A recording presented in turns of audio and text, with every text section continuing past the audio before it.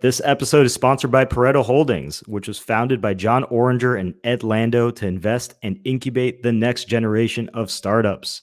John and Ed and the team at Pareto are launching and incubating companies based right here in Miami. Recently they just announced the Pareto Pre-Seed program, which aims to be the first check in to help founders get their ideas off the ground. I think what makes this program really interesting, and I've talked to the team over there, is that they're going to try to get back to applicants that are trying to start these companies within 48 hours and make investment decisions after one short call. That means that founders can have pre-seed funding in their accounts in as little as a few days. So if you want to learn more about this program, visit pareto20.com. That's PARETO20.com.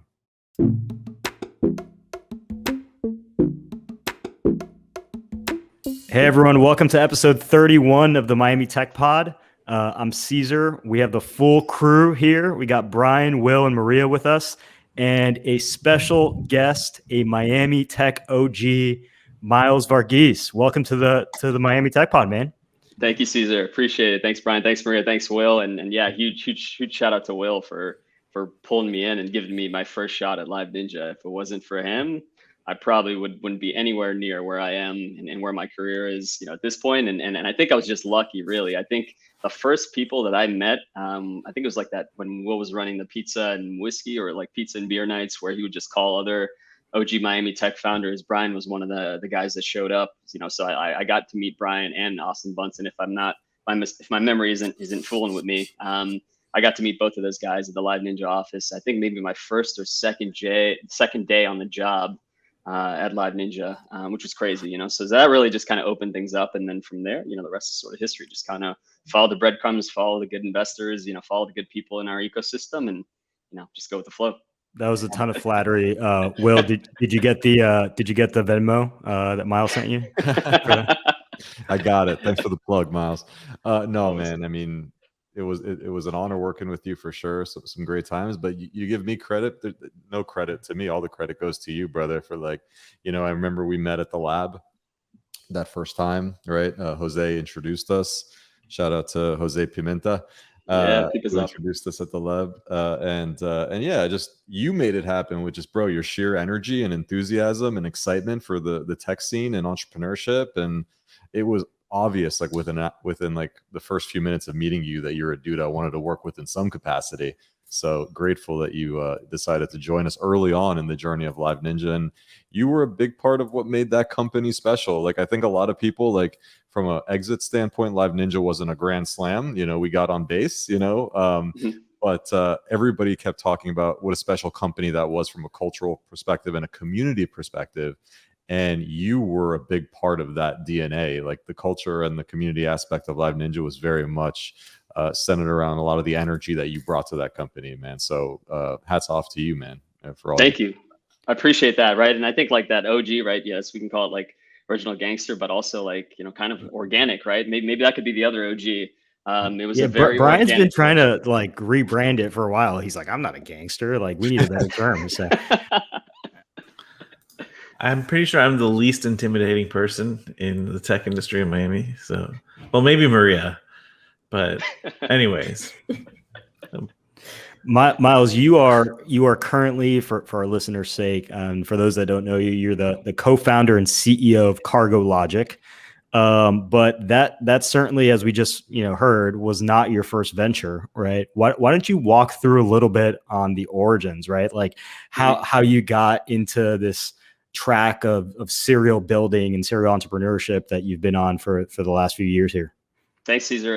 Yeah, so I think kind of tying it to being very organic. I graduated from the University of Miami. Was there 05 to 09. It was a good experience. I learned a lot, and I came out with the market crashed and didn't know what I was going to do. Right, so I ended up actually bouncing around a bit. Worked for Target for a bit. Worked for Citigroup. Ended up getting a financial advisory job. Passed my 7. And all the time, was trying to break into tech, but couldn't figure out how to do it. I think the ecosystem wasn't primed to have non-technical individuals join companies at that time.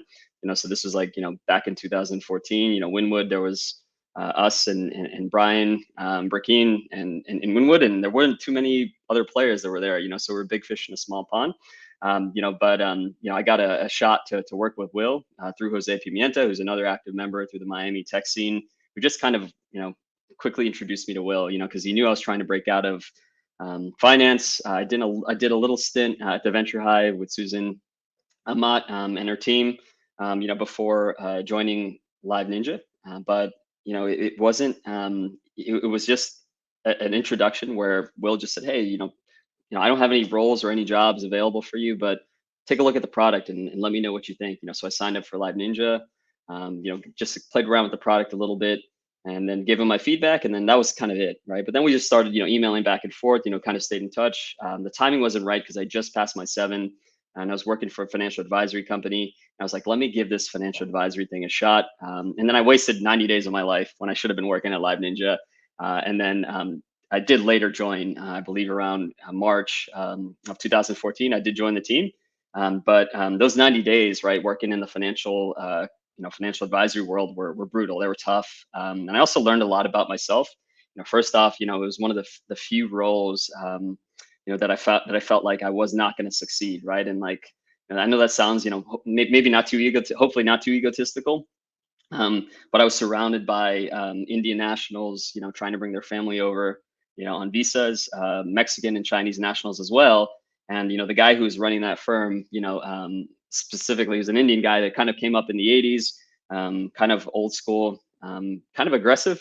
So I kind of was taught, to be a little bit aggressive on the phone, to not take no for an answer, to learn how to talk to people and to keep them right on the same path. But it didn't feel right to me. And then after a while, like the stress kind of got to me. I actually have, IBS, right? So I've got stomach issues, so after a while, like my stomach, didn't agree with me. Like I felt like I physically could not go into the office. And then at that point, I was like, all right, I don't care what I got to do. I got to, I've been talking to Will. I got to go and hopefully link up with him again. And went over, we had a beer one night, and then we shook hands, right? And then I started about a month later, and then quit that financial advisory job after passing my 7, spending all that money, studying, getting the books and all that. And it really just came from a place where, I had struggled working at Target, working at Citigroup, always, talking back, right, to authorities, to my bosses, questioning them on a lot of things because I felt like, what they wanted me to do didn't make sense, right? Or I'd get conflicting advice, and this was while I was at Target too, from like different managers, So I kind of bounced around a bit and wanted to get into tech, and then this opportunity kind of opened up, where Will opened the door, for me, and then from there, the rest is history. And I got to train underneath some amazing, talented individuals. Got to meet a ton of great investors. I learned to pitch, through Will. Learned to to kind of how to fundraise and how to approach that process through him as well, and also kind of cut my teeth, on my first sales role where I was VP of business development. Always got those nice titles, for those early startups. But it was really a tremendous learning experience, and we grew that team. And then Jose Roscoe, Hutch, as everyone knows, I was one of the guys that I developed a relationship with. Was one of the investors in the company as well. We stayed in touch, and often when things were going south, and on the sales side, right, we weren't producing as much as we wanted to. I found him being my go-to guy that I could kind of speak a little bit, then and talk about what I felt like was going wrong. And at that point, we had faced, I think, Will, you can probably speak to this a little bit more too. I think we were looking down, just short runway, multiple times. We constantly had to raise capital, and you were just phenomenal at it. But we were able to grow that team ultimately to 21. And I think, we got on base, like you said, with that acquisition and Jose Roscoe, I hit him up, just through our relationship, kind of build up the sales Rolodex a bit, hit him up and asked him, hey man, where should I go? Where should I work? I'd started interviewing with companies, here and there. They're all paying like 40K, maybe 50K max, for like a non-technical role. There weren't too many of them still, I feel like.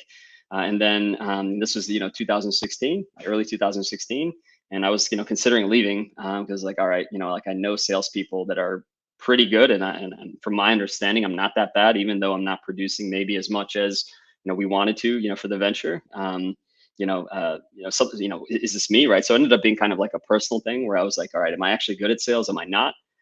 But that ended up, that what I learned, right, and all the peers that I connected with, the networks that I joined, even outside of Miami, a lot of the reading that I've done around sales, learning from Mark Crofton, shout out to Mark also, who trained me and taught me how to run pipeline.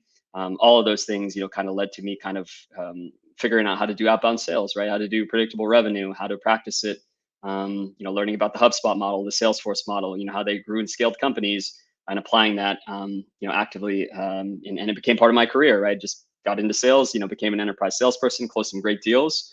At Live Ninja, I think, Apple, Dyson, Samsung, Rebecca Minkoff, HP Enterprise was my baby. That we got to fly to Plano for a couple of times, to almost close a video chat deal with those guys.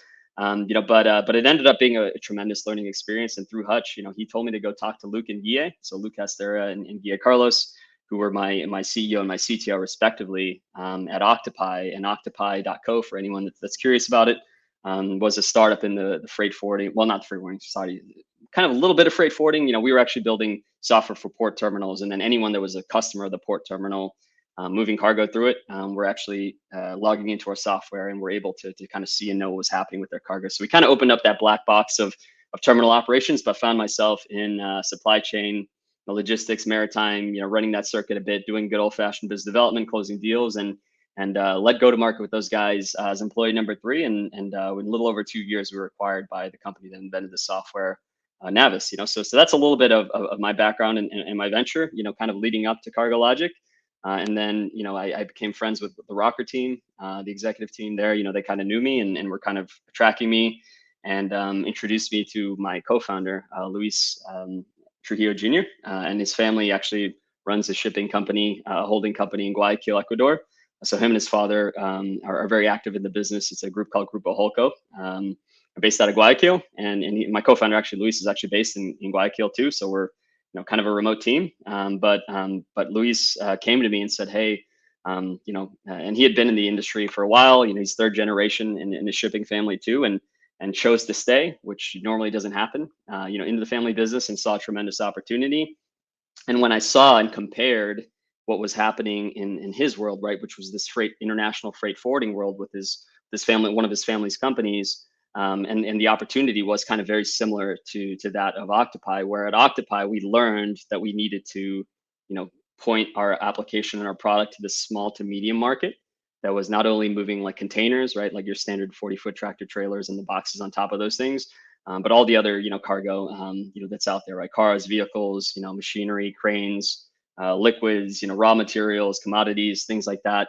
We were actually one of the first movers to kind of triangulate and move towards that space, so that kind of form it, kind of for me, helped me realize that, hey, like, this is an underserved market. This entire industry is kind of living in this legacy world. They're still running servers, locally, and to this day, and Brian could probably attest to it because he's got some background in the space too. But a lot of it is still legacy, So kind of fast forward to today, very similar to Octopi, we're actually going at Cargologik. We're going after, the small to medium independent international freight forwarders and brokers. So basically, right, the mom and pop shops that run Miami, right, the warehouses, the logistics companies, the trucking companies. We're specifically going after freight forwarders, and these are people that move cargo from point A to point B. And then for me, it just made a lot of sense. Because once we had gotten acquired by this company Navis out in Oakland, once Octopi got acquired, I did about 9 months there, and then quickly saw that it wasn't for me, and I wanted to do something bigger, right? And I felt like this freight forwarding world is massive. There's so many players around the world. Everyone needs to move cargo. Everyone is trading. Let's start first with this market that everyone's kind of like, hey, I don't want to deal with these small mom and pop shops, in Miami or LA that hate technology and hate remembering logins. But yeah. Hopefully, too not long-winded of a response, but that's kind of my journey and a background, tied to the companies. So for those who don't understand the term, so freight forwarding is kind of like a broker, right, Miles? Like, and correct me if I'm defining this wrong. Like, it's not necessarily the UPS or whatever. It's the person who's handling getting the product to UPS and then managing the process from end to end. And so Miami, for context, has tons of these tiny little freight forwarding shops that run like one or two products as like their core thing. Flowers from Ecuador, or Colombia, coffee, blah blah blah. And they're experts in getting it from rural Ecuador to the Chicago restaurant that needs it or something like that. And so this is a hyper fragmented market, and there's a big player that Y Combinator backed in this, which is competing with all these freight forwarders, which is Flexport, which is like at a decacorn status now. But like, are there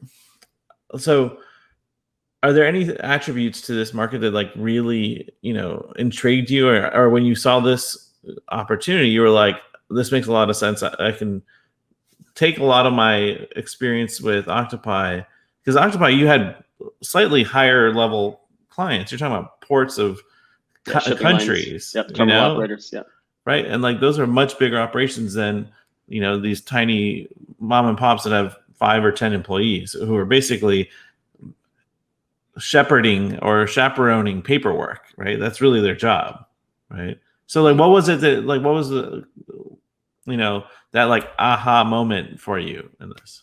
Yeah, great question, Brian. Right, so I guess first kind of talking about Flexport, right? I would say in relation to Flexport, we're almost like the opposite, where Flexport has kind of made it pretty public, and you can do your research.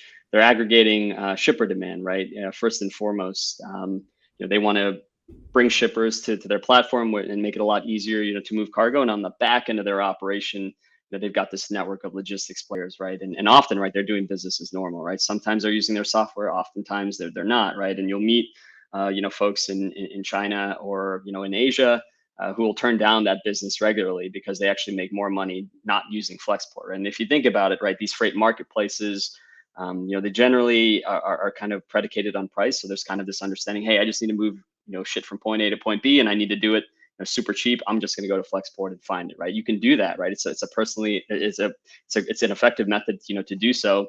And our approach is different in the sense that we're actually not trying to disintermediate, right, or to remove these middlemen, as they call it. Freight forwarders, brokers are kind of sometimes referred to the middlemen, but they handle, they handle a lot that I think people don't give them credit for. They're going to have the relationships with all the trucking companies. They're going to know what happens if you're moving military cargo, the propeller blade comes off. They're going to know who to call, what to handle. They're going to know which insurances they need to hold, the value, and they're going to be able to give you advice that you're not considering for your own business, right? If you're shipping something. And this is kind of where I would say we start differentiating even further than Flexport, where our goal is actually to empower these smaller businesses, these mom and pop shops that have been around for 8, 9, 10, 15 years, as well as some startup shops that are coming to us now as well. But primarily these mom and pop shops have been able to run successfully on pen, paper, using their brain, maybe an old system or old TMS system from 1982 or something a little more clunky. And I think for us, our approach is actually, let's not try to remove them. Let's empower them and give them a lightweight technology that they can use, kind of like HubSpot, that's going to help them compete more actually, and to be on a more even playing field from a tech perspective with DHL, with Amazon, with Flexport, with FedEx, and all these other great companies that are out there spending millions and millions with massive innovation teams to develop technology. So we're kind of doing what technology does best, right? Making things better, cheaper, and faster, for the masses, really democratizing the space. And at the end of the day, the idea is that, once you kind of take a lot of the pain points out between just coordinating and moving the cargo, like, hey, how big is the box? Or, how many pallets do you need to move? What's the weight? You need to get so much key information, in the process of freight forwarding, that having very simple tools, right, like Slack even, right, which they don't have, can just exponentially help you move more cargo faster with less pain, right? And this is kind of what we're doing. We're kind of bringing this digital customer experience that we're all used to from like Amazon and DHL, and then bringing that to the small business level at the B2B level, where a small, freight forwarder here in Miami, I have, 10 or 15 clients I've been doing business with for the last, 20 years. I actually now have this new digital customer experience where you can say, hey, actually, I got Amazon and DHL, tracking numbers and beautiful timelines and transparency, come check it out and come join me on this platform, and the idea is to make it really organic and make it, make it so easy for them to kind of jump into the platform and get started. But hopefully that gives you some context, Brian. Yeah, no, it does. It does. And it's like, it's amazing to me that even in 2021, how shockingly tech phobic this industry is, especially one where everything is based on like things arriving just like at the right time. This is like Excel spreadsheets are still sent as attachments, for inventory management, like in an Airtable would be like revolutionary for some of these like shops, and Agreed. some of them are, moving hundreds of millions of dollars of cargo. I think there's an area that I think there's a huge untapped opportunity in this space, which is there's no one who's building the Stripe or the Visa sort of interchange layer for cargo. Like there's no central databases. You have UPS, FedEx, they all have their own independent databases, but there's no one who's basically creating a, API level solution for this whole industry.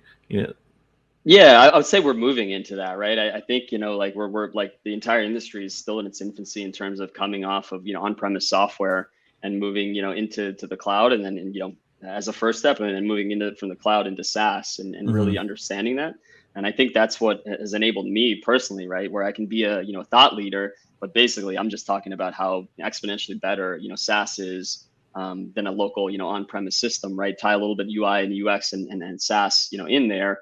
Inevitably we're moving towards, microservices, smaller tools, API connections, and those companies are actually flourishing. So you actually see a lot more investment, into visibility, like Project 44 with door-to-door tracking, C Rates, which is a startup that's been around, for a couple of years now, just got acquired by DP World, a massive, liner as well, and their APIs are now available and their tools are available. So you're starting to see more of this, I don't know, this microservices, API, small, quick tools that are easy to use approach, but still, I think you are missing a little bit of like, the integrated, sort of solution where everything's kind of, fits together, beyond the pen and paper, and extending those attachments as one. But in terms of, I think for payments, I mean, we have PayCargo, which is a massive company. They've raised a significant amount of funding as well. And they actually just closed a deal with like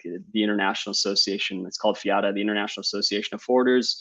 I forget like the actual the exact acronym, but they just closed a deal where they are essentially going to become, the official payments provider for one of the biggest, governing bodies for freight forwarders as well, and to make it easy to remit payments, between the two. But that's probably something that's newer.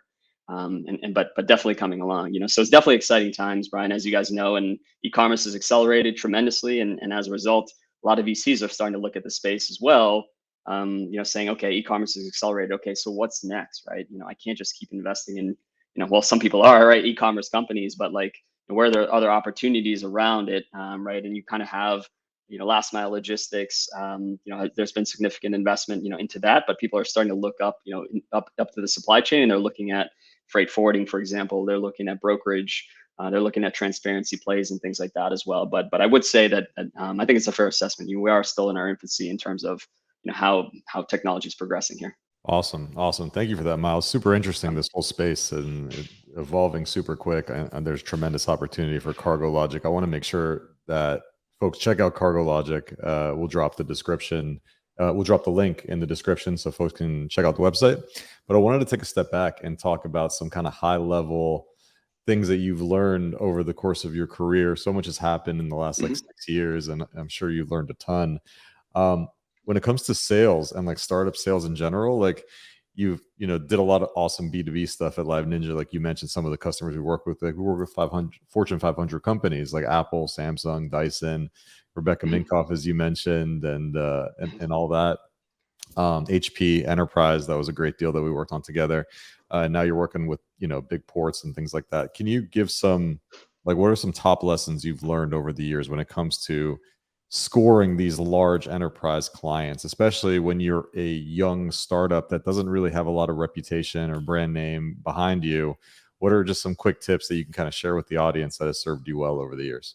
Yeah, great question. So I think, so I find myself, less, unfortunately, right, and I need to like get back on and to reading aggressively. But I find myself, not as in tune with the communities as I was at one point.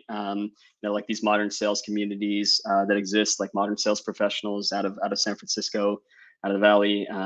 Sales Hacker is one that I, got involved in kind of earlier on too, which ended up being like one of the largest media companies that Outreach.io, ended up acquiring. But I haven't been so in tune, to be very honest. And the reason why is because I feel like, right, everything that I've learned, the basic principles of sales, at the end of the day are still the same. You kind of have to, build relationships, see and guess and try to feel out how many of those relationships are going to convert, and then how best to convert them and, get them, down the funnel, if you will, into a closed deal. I think over the last 6 years, I kind of have learned the importance and we already kind of knew it, that relationships are important. I know at Live Ninja, we preached human to human, and it was a big, aspect of our culture and our approach, building, video chat technology.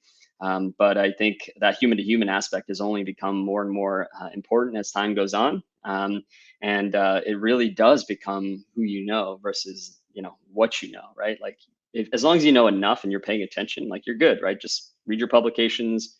If you're in a niche, read your trade magazines, follow the folks that you need to follow on Twitter, interact with them, connect with them on LinkedIn, hop on calls, and hop on calls that aren't going to convert, right, as well. I think, there's like this, kind of, we're taught to, oh my gosh, the startup, go, go, go, go, go, like outbound, pound it, pound it, pound it. But like the reality is that, yeah, you can do that and that works. And then it's proven, don't get me wrong.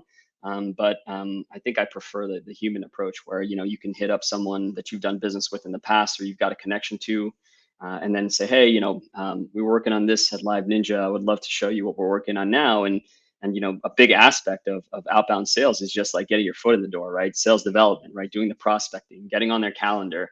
And I would say, I would argue that that still continues to be the hardest part about sales, is like getting someone to pay attention to you, on top of all the emails, on top of the noise, on top of their investors, their vendors, right? And everything else that they have to juggle.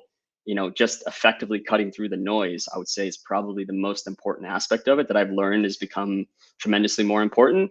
And then also, right, I've always had this hunch too, right? Because you're always taught in sales, like, hey, hit your numbers, hit your numbers, hit your numbers. Well, like sometimes you don't hit your numbers, right? And they don't want to hear why. Like, often it's very rare. They like, oh, you didn't hit your numbers. All right, you're done, right? Like, well, you're not getting your commission, blah, blah, blah.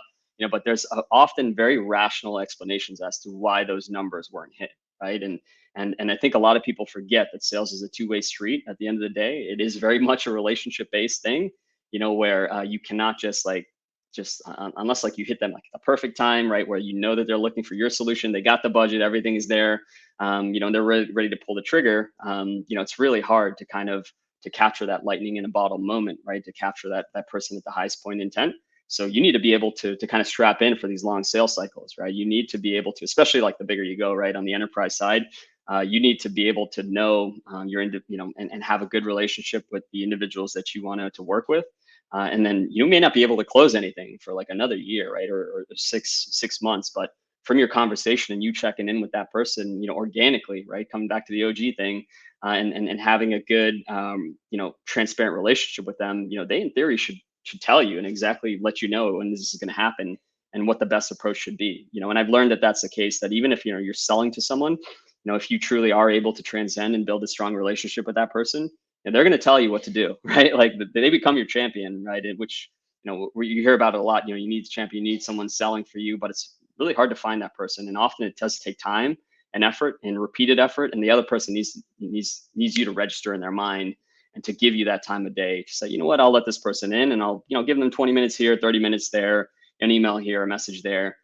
But as you engage, even those small micro interactions, they kind of add up over time. So when the time is right, for them to buy your software, you're going to be there. You're going to be ready, right? It's impossible to be everywhere at once. But I think in my approach, the human approach, the enterprise approach, I think having those relationships in place, and not only having them, but also actively nurturing them, right? And not just spamming people on LinkedIn. But actually, following up with them, checking in with them, gauging progress, offering connection, like offering feedback, saying, hey, if you're coming to Miami Tech, hit me up, come grab a coffee, and people will take you up on those things, especially now. So those are some of the takeaways, Will, I feel like, that I've come away with over these last 6 years, is really more and more about human to human. Sales is a two-way street, and then it's a long-term, perspective that you should have, right? Don't expect to close, 100 deals all at once, nor should you try to, or like force yourself to do so. You should be able to build those relationships organically with the companies that you want to work with, especially those high priority targets you want to close. Thanks, Miles. Great advice. I want to switch gears a bit. For someone who's been, grew up down here in South Florida, has been a part of the tech community for, did you say 2014? 7 years now? Yeah. So what's your take on the excitement and migration, this latest wave of folks discovering Miami? What are your thoughts? I think it's, probably similar to you guys, pretty phenomenal. I think, we've always heard about the Silicon Valley stories, the New York stories, dinners with VCs, getting invited to this and that, being plugged in, being connected, and people being able to find you really easily. And I think that that's finally happening for the Miami tech ecosystem, and it could just be like this supply chain and logistics, niche that we're in. But maritime shipping logistics, has kind of emerged also, and been fortunate enough, I feel like, to kind of draw the attention of even like large scale VCs, that are looking at us, right, and kind of like gauging and following and tracking us and saying, okay, so you guys are like, the flex port for the people that don't want to, get disintermediated, right? You're the Shopify for freight forwarding, right, versus the Amazon, right, which is something that we've heard about. So I think, part of it is the niche play, Maria, but like I think this is happening at scale where, Donald Richard, my old our old strategy guy, also started off on the sales side, now a senior product manager, at Shopify, ended up becoming, like a massive, like power Twitter user. And I just kind of followed him, and we've stayed in touch, pretty organically. And now like our paths are starting to merge again because, fulfillment is becoming a big part of Shopify. But, someone had tweeted, Shai, ex Silicon Valley Bank, now working at Brex, Shai Goldman, Yep. New York, Miami guy, was having dinners out on the beach. And then he tweeted, hey, like, who should I talk to? That's interesting, founder in the space. And then Don was like, hey, hit up my guy, Miles. Right. And then he hit me up. Right. We connected, had a dinner with him. And then, I met a couple other VCs, out on the beach, had dinner with Bunsen. Right. And a couple other people that were part of that group. And it was pretty cool to kind of see and get exposed, right? To not only get invited, but also when you get there to actually have someone you can actually pitch to that's going to listen. And either, maybe be interested in investing in you, or be able to refer you. So it's cool to kind of see that and also approach folks like that are your peers, like the On Deck group, for example. Like you can really build strong relationships, and they just open up their doors for you. No questions asked. So I feel like it's been pretty great, especially from that human to human aspect. Miles, let me get your take on something, because I feel like, and 100%. I've seen you on Twitter, like power user, like you said. You've been dropping like a lot of knowledge on there. But can you help me understand why the couch that I want to buy from West Elm is going to take 19 weeks to get here? Like, what the fuck is going on right now with like the global supply chain? Like, how did COVID like completely get this out of whack to the point where like we're possibly seeing like crazy P&L hits to like retailers or merchants? Like a lot of people are going to go out of business. Yeah. Like, help me understand that. Yeah. So basically, kind of leading up to it, call it an over, I don't know, like over reliance on Chinese supply chains, right? I'm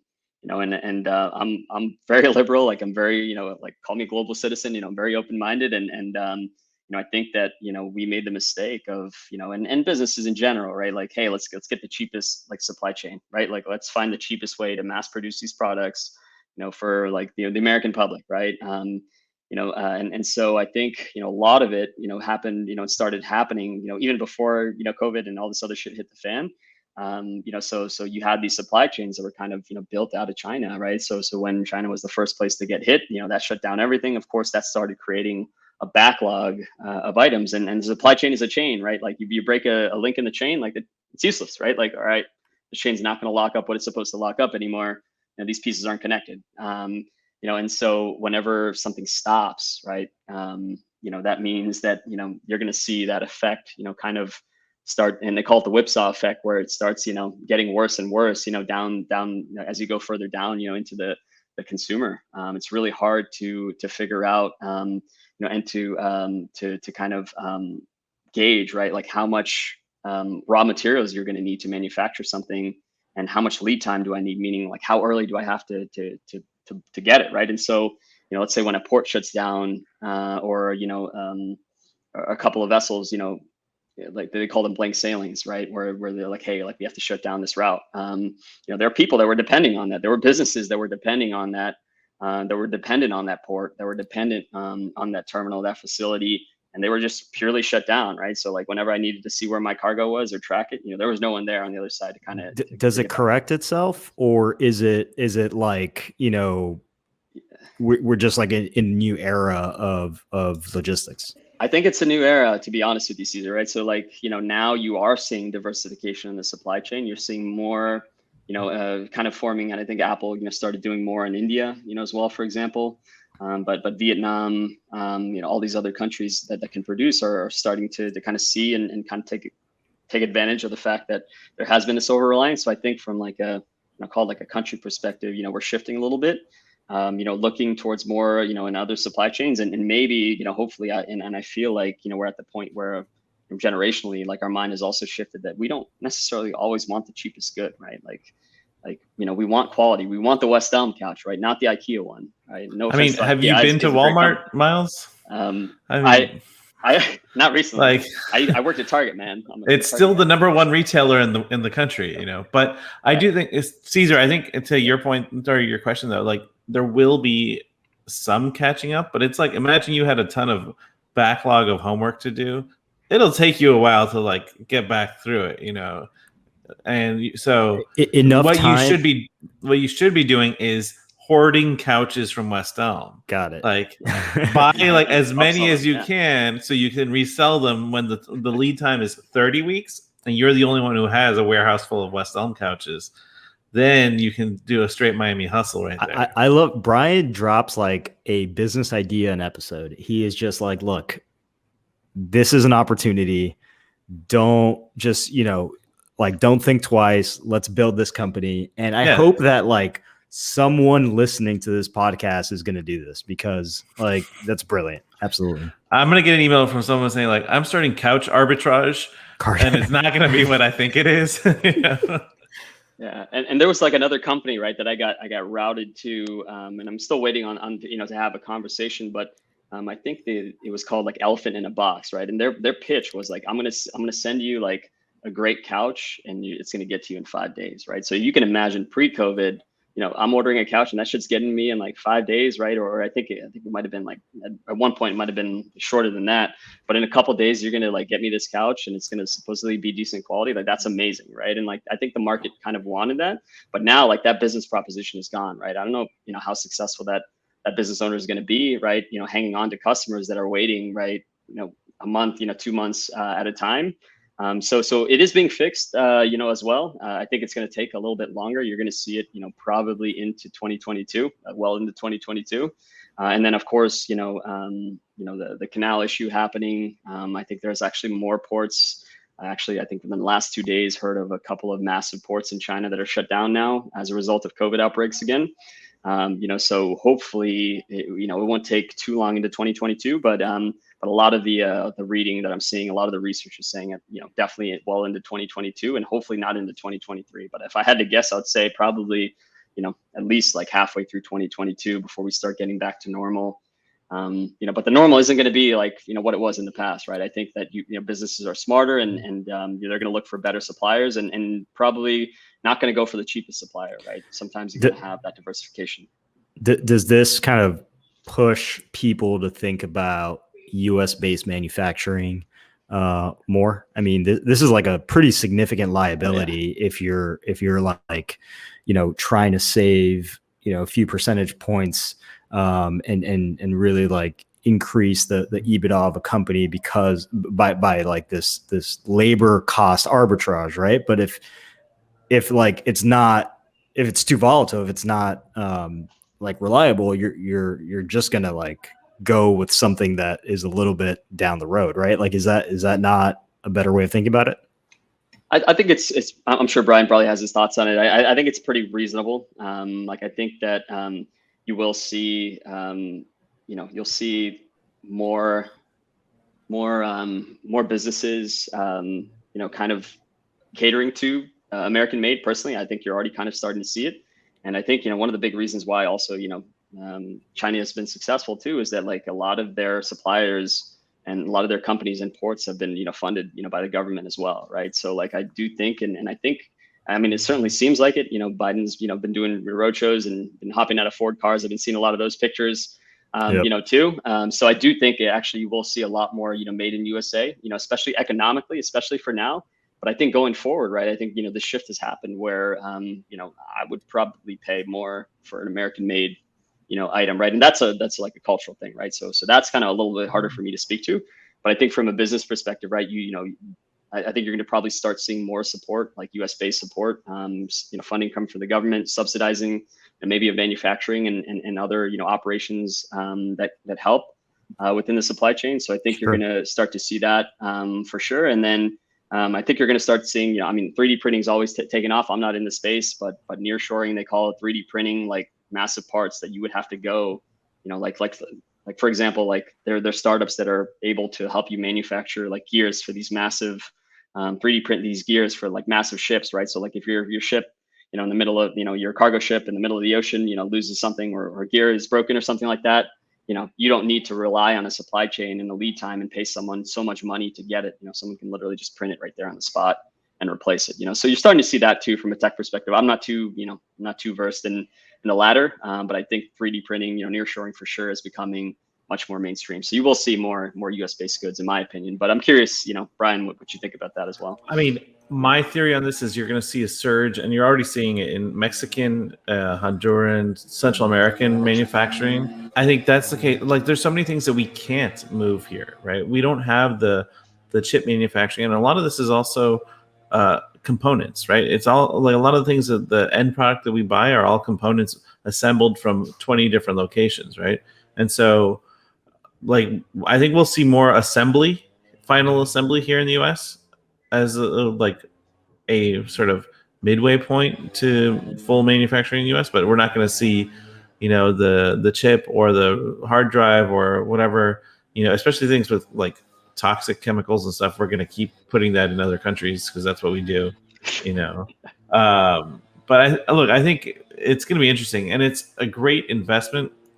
If our government is smart, they'll start investing heavily, like was it a Marshall Plan or something like that, and throwing billions, if not trillions of dollars into manufacturing throughout Central and North America, because that'll reduce the immigration challenges, that'll reduce poverty in the region, and from a safety and security standpoint, also insulates us from exposure to single source manufacturing, which is the big issue, But it'll also open up a ton of supply chain lines too, of ports needing to be built and train lines and other things like that. So, anyways, we could talk for hours. That infrastructure bill is going to be pretty key, for sure. Like we badly needed. I think we all know, like we badly needed investment in infrastructure, for years now. So hopefully, we'll see more investment in the ports and also like, more investments into to security, right? Like